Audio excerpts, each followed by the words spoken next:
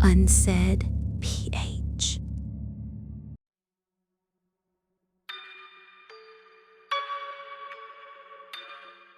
Magandang gabi po sa Unsaid PH at sa inyong lahat na nakikinig, mga kaibigan. Una sa lahat, salamat po sa pagbibigay ng espasyo para sa mga kwentong tulad nito. Mga kwentong hindi madaling sabihin kahit kanino. Itago niyo na lang po ako sa pangalang Nilo. Nangyari ito noong 1998 sa isang liblib na barangay ng bayan ng San Miguel, probinsya ng Samar. Panahon yun na mas mahaba ang gabi sa pakiramdam dahil mahina ang ilaw, malayo ang kapitbahay, at ang katahimikan parang may sariling bigat. 22 taong gulang ako noon, bagong graduate, pero imbes na pumunta sa Maynila, nagtrabaho ako bilang assistant clerk sa maliit na bodega ng kopra at abaka. Sa umaga, tumutulong akong maglista ng sako, sa hapon nagbabantay ng bodega, sa gabi umuuwi ako sa inuupahang maliit na kwarto sa bahay ng mag-asawang matanda, sina Nanay Ising at Tatay Pilo. Simple lang ang buhay sa baryo. May mga araw na ang tanging ingay ay palakpak ng dahon ng niyog sa hangin, huni ng kuliklig, at kalansing ng lata kapag may nagluluto. Sa ganong klasing lugar, kapag may bago, mapapansin mo agad. At doon nagsimula. Sa likod ng bodega namin, may maliit na daan papunta sa palengke. Madalas kong dinadaanan yun pauwi dahil mas maikli kaysa sa main road. Palayan sa kaliwa, mga puno ng saging sa kanan, tapos isang mahabang bakod na kawayan. Kapag dapit hapon, may amoy lupa at dayami. Kapag umuulan, amoy putik at lumot. Noong isang Lunes ng Hunyo, may dumating na bagong tao sa baryo. Hindi ko agad nalaman ang pangalan. Narinig ko na lang sa usap-usap sa tindahan ni Aling Sabel. "Bagong salta," sabi ni Aling Sabel habang nagbabalot ng asukal sa papel. "Nagrerenta doon sa lumang bahay nila Amang Kulas. Yung bahay na walang nakatira simula nung, Hindi niya tinapos. Sa baryo, kapag hindi tinapos ang pangungusap, ibig sabihin may takot na nakasabit sa dulo. "Anong pangalan?" tanong ko. "Elias daw, tahimik, mabait magsalita, pero ewan ko Nilo," sabi niya, bahagyang bumaba ang boses. "May kakaiba." Kakaiba. Madalas ko nang naririnig yan mula sa mga matatanda, pero sa loob-loob ko noon, baka judgment lang sa hindi nila kilala. Baka mahiyain lang, baka galing sa ibang lugar at naninibago. Kinagabihan, pauwi ako at dumaan sa likod ng bodega. May bahagyang hamog na bumababa mula sa bukid. Tapos narinig ko, isang tunog na parang pusa, pero hindi pusa. Parang may sinasakal na hayop. Isang mahabang ngi na sumisingit sa mga dahon. Huminto ako. Nakinig. Wala na. Pag-angat ko ng tingin, may nakita akong lalaki sa gilid ng daan, nakatayo sa ilalim ng puno ng saging na parang hinihintay ng may dadaan. Nakaputing polo na luma, mahaba ang manggas kahit mainit, at nakayuko ang ulo na parang pinipigilan niyang isang ngiti. "Nilo, 'di ba?" sabi niya. Nagulat ako dahil hindi ko siya kilala, pero alam niya pangalan ko. "Opo, kayo po si Elias?" sagot ko, pilit na normal. Umingay ang kuliklik, pero may kakaibang pagitan. Parang umiwas ang tunog sa paligid niya. Naramdaman ko rin ang amoy. Hindi basta mabaho. Malansa. Parang isda na naiwan sa araw. Sumisingaw mula sa kanya kahit nasa 3 hakbang pa lang. Tumango siya, dahan-dahan. Oo, Elias. Lumapit siya isang hakbang at doon ko napansin ang mata niya. Hindi naman pula o matatakot, pero may kinang. Parang may manipis na ilaw sa gilid ng itim. Para siyang taong puyat na pulat, pero ang pagtingin sobrang malinaw. "Dito ka nagbabantay sa bodega?" tanong niya. "Opo." "Mag-isa ka ba minsan?" dagdag niya, at sa tono niya may kung anong lambot na hindi ko maipaliwanag. Hindi flirt, hindi rin banta. Parang testing, parang may sinusukat. Madalas po," sagot ko. Tumawa siya ng mahina. Walang kasamang ngiti sa mata. "Mag-iingat ka, maraming hayop dito sa gabi." Gusto kong sabihin, "Opo kayo," pero parang may sumakal sa lalamunan ko. Tumango lang ako at nagpaalam. Habang naglalakad ako palayo, naramdaman ko yung likod ko na parang pinapako sa tingin niya. Hindi ako lumingon. Ang lamig ng batok ko kahit pawis na pawis ako. Pagdating ko sa inuupahan ko, sinalubong ako ni Nanay Ising. Mabilis ang mata niya, yung tipong isang tingin pa lang, alam na kung may dala kang problema. "May naasalubong ka na naman?" tanong niya agad. "Si Elias po, bagong salta. Tinanong lang po ako kung nagbabantay ako sa bodega." Napatigil si Nanay Ising. Tapos dahan-dahan niyang hinawakan ang kamay ko. "Amoy mo," bulhon niya. "Ano po?" Hinila niya ako papasok. Pinaupo. Kumuha siya ng bawang at luya sa kusina, pinaghalo sa maliit na platito at pinahid sa palad ko na parang naglilinis. "Nanay, anong..." "Huwag kang tatawa," putol niya. Kapag may bagong salta sa baryo, lalo na sa bahay na yun, dapat mag-ingat. Huwag kang dadaan sa likod ng bodega kapag gabi. Tao lang naman pong nakikita ng mata mo, pero may mga nilalang na marunong magmukhang tao. Tumahimik ako. Sa labas, may tahol ng aso, sunod-sunod, pero biglang huminto. Yung klaseng tahol na parang may nakita silang hindi nila maintindihan. Tapos katahimikan ulit. "Nanay," mahinang tawag ko. "Matulog ka na, magdasal, at bukas magsabit ako ng lana at bawang sa bintana mo." Hindi ako naniwala ng buo, pero hindi rin ako nakatanggi. Kasi sa boses ni Nanay Ising, narinig ko yung takot na hindi galing sa tsismis, galing sa karanasan. Makalipas ang mga araw, naging madalas ang pagkikita namin ni Elias. Hindi ko alam kung sinasadya niya o sadyang iisa lang ang dinadaanan namin, pero lagi siyang nasa lugar na parang anticipated. Nasa tindahan, nasa tabi ng kalsada, nasa bukid na hindi ko naman inaasahang may tao. At sa bawat beses, may mga detalye na dumaramag sa bigat ng pakiramdam ko. Una, ang amoy. Palaging may bahid na malansa, parang dugo na natuyuan sa araw. Hindi malakas, pero kapag malapit, kumakapit sa nuso. Pangalawa, ang kamay niya. Kapag nagkakamay kami, malamig. Hindi yung malamig na galing sa tubig. Yung malamig na parang matagal nang hindi dinadaluyan ng init. Pangatlo, ang pagkain. Isang beses inaya akong uminom ng kape sa tapat ng tindahan. "Nilo," sabi niya, "samahan mo ako. I'm trying to get used to this place." Ayaw kong tumanggi. Sa baryo, mas nagiging masama ang tingin kapag laging iwas. Kaya umupo ako. Nag-order siya ng kape at tinapay. Pero hindi niya kinain. Pinaglalaruan niya lang ang tinapay sa dulo ng daliri. Parang sinusukat kung gaano kadali itong mapunit. Tapos may dumaan na batang babae. Mga 9 na taong gulang siguro. May dalang bayong ng kamote. Nakangiti siya, kumaway sa akin. "Kuya Nilo," sigaw niya. "Uy, Rira," bati ko.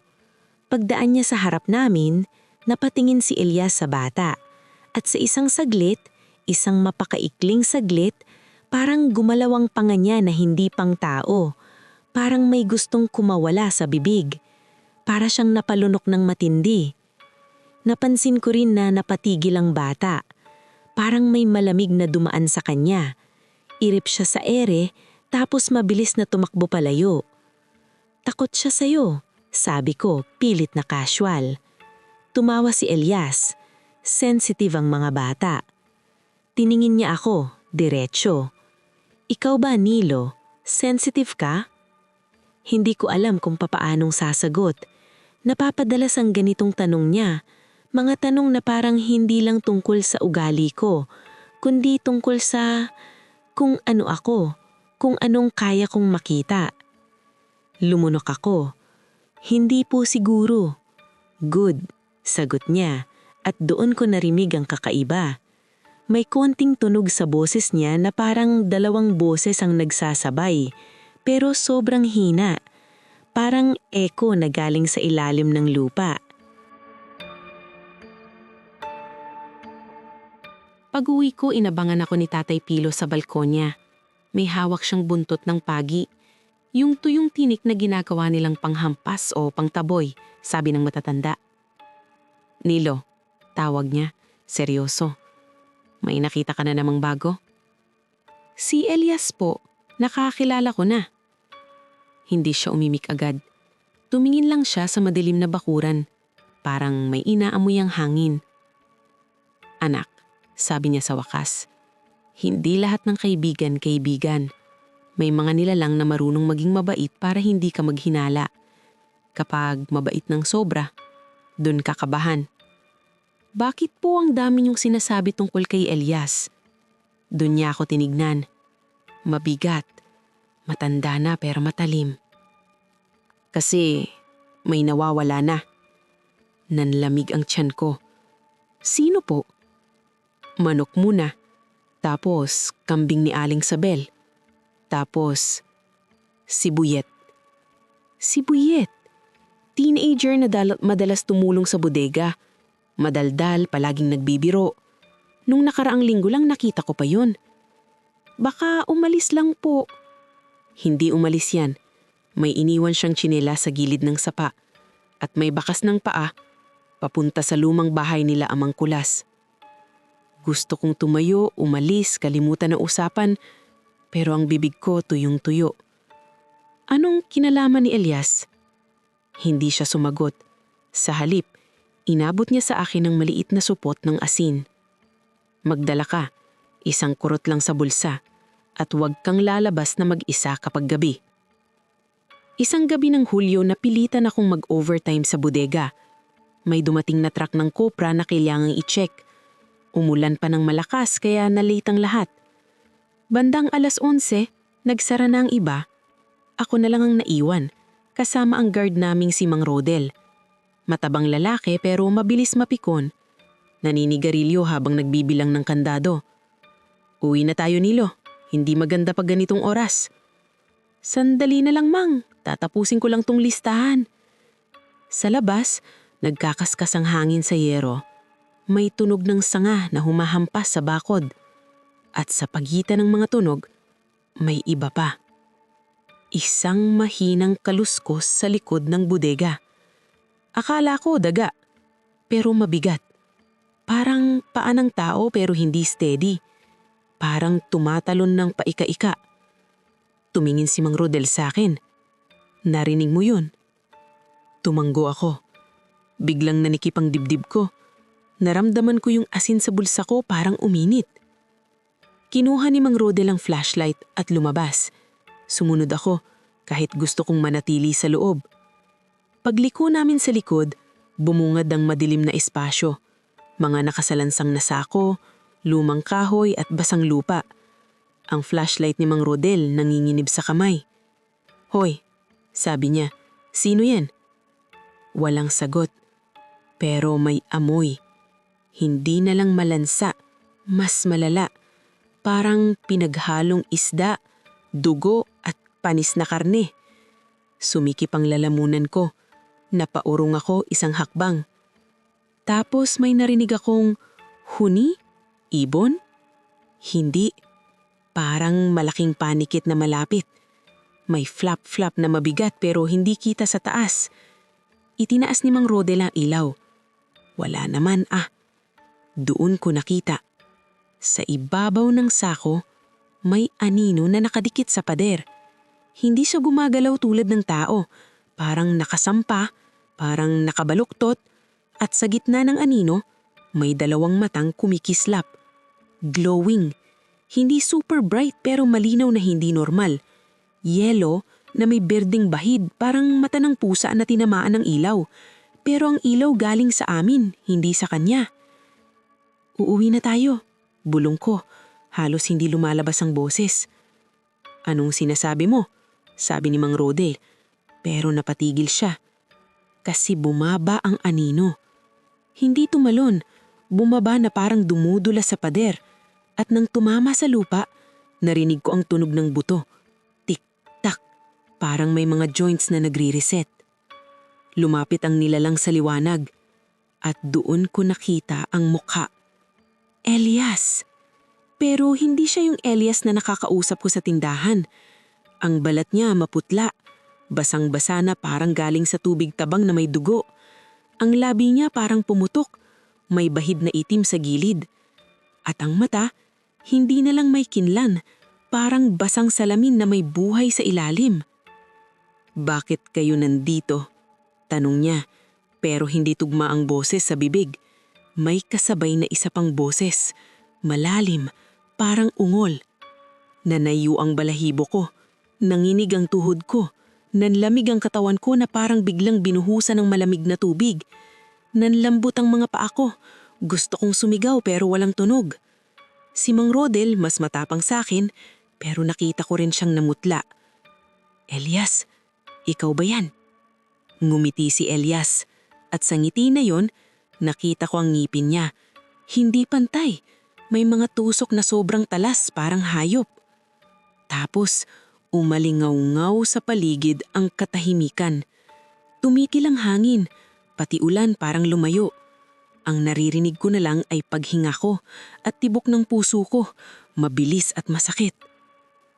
Kaibigan ko ba, Nilo? Sabi niya dahan-dahan habang lumalapit.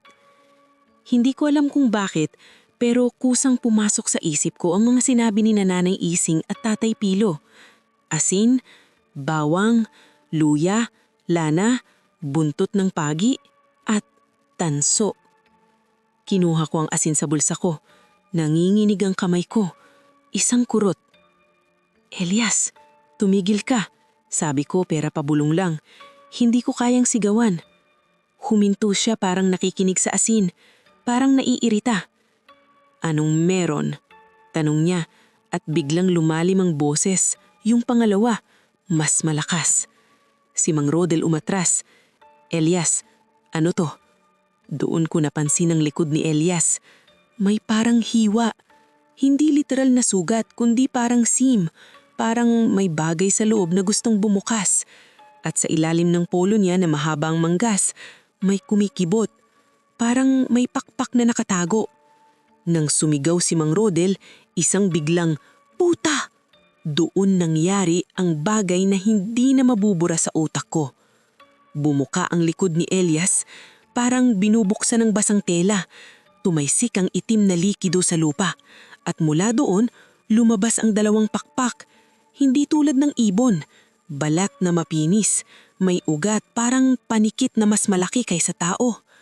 Narinig ko ang puputok ng laman, ang tunog ng buto na yumuyuko. Parang pinipiga ang katawan para magkasya ang ibang anyo. Tumayo siya ng mas mataas. Ang liig niya humaba, ang panga bumigat. Ang kamay niya humaba ang daliri. Ang kuko naging itim at matulis. Aswang! Hindi ko na kailangan ng paliwanag. Yung takot na kinukwento lang ng matatanda, nasa harap ko na, humihinga at nakatingin sa amin na parang pagkain. At mas masahol, nakangiti siya. "Don't be afraid," sabi niya pero para siyang nanunudya. "Hindi ko kayong papatayin kung may ibibigay kayo." Sa gilid ng bodega, may maliit na pinto papunta sa storage room. Biglang naalala ko, doon nawawala ang ibang sako minsan pero iniisip namin miscount lang. Tumingin ako sa pinto. Napansin din Elias. Sumunod ang tingin niya at sa paraan ng pagngiti niya, Alam kong tama ang hinala ko. May laman ang storage room na yon. Humakbang siya papunta sa amin. Amoy dugo, amoy kalawang, amoy pagkabulok na tinatago. Hindi ko na kaya. Itinaas ko ang kamay ko at inihagis ko ang asin sa kanya. Kumalat sa hangin ang puting butil. Tumama sa balat niya. Umusok. Hindi parang apoy. Parang singaw na galing sa kumukulong tubig pero itim. Napaatras siya at umungol malalim at gutom. Ah! Sigaw niya at biglang pumailang lang ang pakpak. Takbo! Sigaw ko kay Mang Rodel. Tumakbo kami papasok sa bodega, sinara ang pinto, kinandado. Pero naririnig namin ang pagkalabog sa labas. Isang sad sa bubong, parang may mabigat na dumapo. Ang flashlight ni Mang Rodel halos mahulog. Ano yon? Ano yon? Hinila ko siya papunta sa harap, kung saan may uldang kwaho na pinagtataguan ng mga gamit. Doon ko nakita ang isang bagay na minsang dinala ni Tatay Pilo.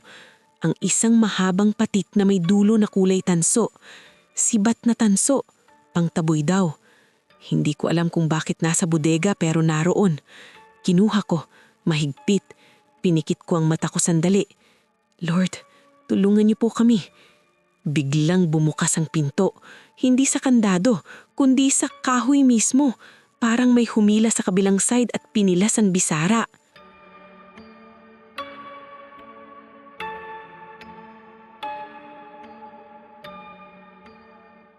Sumungaw si Elias, o kung ano man siya, sa siwang. Ang mga mata niya nagliliyab sa dilim. Ang hininga niya parang usok na malamig. Kaibigan, bulong niya, at ang boses niya parang dumidikit sa utak. Narinig ko ang sarili kong hininga. Mabilis, putol-putol. Parang may kamay na nakadagan sa dibdib ko. Biglang may tumunog mula sa labas. Kampana. Yung lumang kampana sa chapel. Sunod-sunod. Alam ng baryo ang ibig sabihin nun. May panganib. May sumigaw sa malayo. Aswang! Mag-asin! Magbawang! Parang napahinto si Elias. Nainis. Umungol. Sa labas may mga paa. Maraming tao. May dalang ilaw, sulo at mga dasal na sabay-sabay. Pero bago pa sila makalapit, tumalon si Elias paloob. Ang kamay niya humablot kay Mang Rodel. Sumigaw si Mang Rodel, napaluhod. Kita ko yung kuko ni Elias. Lumubog sa braso niya. Umagos ang dugo. Sa amoy ng dugo, parang lalo siyang nabuhay. Doon ko ginamit ang sibat na tanso. Hindi ko alam kung tama ang ginawa ko. Basta ang alam ko, kapag hindi ko ginawa, may mamamatay. Sinaksak ko siya sa tagiliran. Tumama ang tanso sa laman niya. May tunog na parang tumama sa basang kahoy. Biglang umusok ulit, mas malakas, at umalingaw-ngaw ang sigaw. Hindi na boses ng tao. Sigaw na parang galing sa ilalim ng lupa. Binitawan niya si Mang Rodel at umatras. Nanginginig. Ang balat niya sa paligid ng sugat parang natutunaw at nagiging itim. Sa labas, bumukas ang pinto ng tuluyan. Pumasok sina Tatay Pilo, Kapitan at ilan pang lalaki. May dalang bawang na nakatali sa tali, may supot ng asin, may buntot ng pagi at isa pang sibat na tanso. "Huwag niyo nga hayaang lumapit!" Sigaw ni Tatay Pilo at sabay-sabay silang nagwisik ng asin. Umusok ang paligid ni Elias. Umalingaw-ngaw ang ungol niya. Umatras siya patungo sa butas ng pader na siya rin ang sinira. Sa huling tingin niya sa akin, hindi na siya nakangiti. Galit at parang nasaktan. Hindi sa sugat, kundi sa bagay na mas personal. Hindi pa tapos. Bulong niya. At ang pangalawang boses sa ilalim, mas malinaw. "Babalikan kita." Tapos tumalon siyang labas. Sumubog ang hangin sa pag-alis niya. Kumalansing ang mga yero, tumumba ang ilang sako. Parang dumaan ang bagyo sa loob ng 2 segundo. Nang mawala siya, bumalik ang ulan. Bumalik ang kulig-kulig. Bumalik ang normal na ingay ng mundo. Pero kami, hindi na normal. Nang magliwanag ang umaga, pinuntahan ng mga tao ang lumong bahay ni na Amang Kulas. Hindi sana ako sasama, pero hinila ako ni Kapitan. Ikaw ang nakakita. Kailangan mong magsalita. Ang bahay, parang laging basa kahit tirik ang araw. Amoy lumot at panis. Sa ilalim ng hagdanan, may mga kuko sa kahoy. Hindi gasgas ng pusa, kundi malalim na hiwa na parang sinadya. Pagpasok namin, tahimik. Walang gamit halos. Isang banig na itim ang mantsa, isang palanggana na may tuyong dugo, at sa sulok may nakasangit na piraso ng lana at buhok. Parang anting-anting, pero baliktad ang gamit. Parang pang-akit. Sa likod ng bahay, may nakatakip na tabla sa lupa. Nang inalis nila, bumungad ang hukay. Hindi ko agad ma-process. Mga buto. Hindi lang ng hayop. Bungo ng tao. Mga panga. Mga tadyang. At sa ibabaw ng mga buto, may piraso ng damit. Nakilala ko ang isang piraso. Yung tsinelas ni Boyet, yung naiwan sa sapa. At katabi, may maliit na pulsera na pamilyar. Kay Lira. Nagsimulang umiyak si Aling Sabel. Si Nanay Ising na paupo sa lupa at nagdasal ng malakas. Ang mga lalaki nanahimik. Pero kita mo sa panga nila ang galit at takot. Hindi lang pala si Boyet. Sabi ni Kapitan, pahos. May isang matandang lalaki, si Mang Temyong, kilala sa baryo na may alam sa mga lumang pamahiin, lumapit sa akin. Anak, yan ang hindi basta aswang lang. Yan ang klase na marunong makisama. Marunong maging kaibigan. Kapag pinasok mo sa buhay mo, mas madali kang balikan. Naramdaman ko ang bigat sa dibdib ko. Kasi naalala ko lahat ng oras na kinausap ko si Elias. Lahat ng oras na pinili kong maging polite, maging open, maging okay lang. Kahit may amoy na mali, kahit may tahol na biglang tumitigil, kahit may matatandang nagbababala. At mas masakit, sa huling tingin niya, parang may marka na ako. Hindi na nakita si Elias pagkatapos nun. Hindi namin alam kung namatay ba siya sa tanso at asin o antras lang at lumipat. Pero may mga gabi na naririnig pa rin namin ang tunog sa bubong. Isang mabigat na flap, flap. Tapos katahimikan. At tuwing nangyayari yon, tahol ang aso. Tapos biglang titigil. Si Mang Rodel nabuhay. Pero nagkaroon siya ng peklat sa braso na parang paso. Kahit gumaling ang sugat, nanatili ang marka. Itim na bilog na parang kinagat ng usok. At mula nun, hindi na siya nagbantay sa gabi. Ako, hindi na rin ako naging pareho. Tuwing lalabas ako, dala ko ang asin. May bawang sa bag ko. Naglagay si Nanay Ising ng lana sa bintana ko at luya sa ilalim ng unan. Tumawa dati ang ibang tao sa ganon, pero pagkatapos ng nangyari, walang tumawa. Ilang buwan pagkatapos, umalis ako ng Samar. Nagtrabaho ako sa Leyte, tapos sa Cebu. Kahit saan ako pumunta, ayoko na ng lugar na malapit sa bukid at sapa. Ayoko ng daan na walang ilaw, at ayoko na ng mga taong sobrang tahimik na parang sinasanay nilang sariling magmukhang normal. May mga gabi na napanaginipan ko siya. Si Elias, Nakatayo sa ilalim ng punong saging, basa ang polo, amoy malansa, nakangiti ng walang init. At sa panaginip, palagi niyang sinasabing, "Kaibigan mo ko, di ba?" Nagigising ako na pawis, pero nanlalamig ang katawan. Naninigas ang mga daliri. At ang unang hinahanap ko, asin. Kaya kung may aral man ang kwento ko, ito yun. Mag-ingat sa estranyo, lalo na sa mga lugar na may lumang kasaysayan at katahimikang mabigat. Makinig sa mga matatanda. Hindi lahat ng payo nila ay pamahiin lang. Minsan, iyon ang natitirang proteksyon ng mga buhay. At igalang ang nawawala at ang matay. Dahil may mga nilalang nabubuhay sa pagkalimot at pagwawalang bahala. Hanggang dito na lang ang aking kwento. God bless and more power. Kita-kits po ulit bukas para sa isa na namang nakakatakot na kwento. God bless and ingat lagi.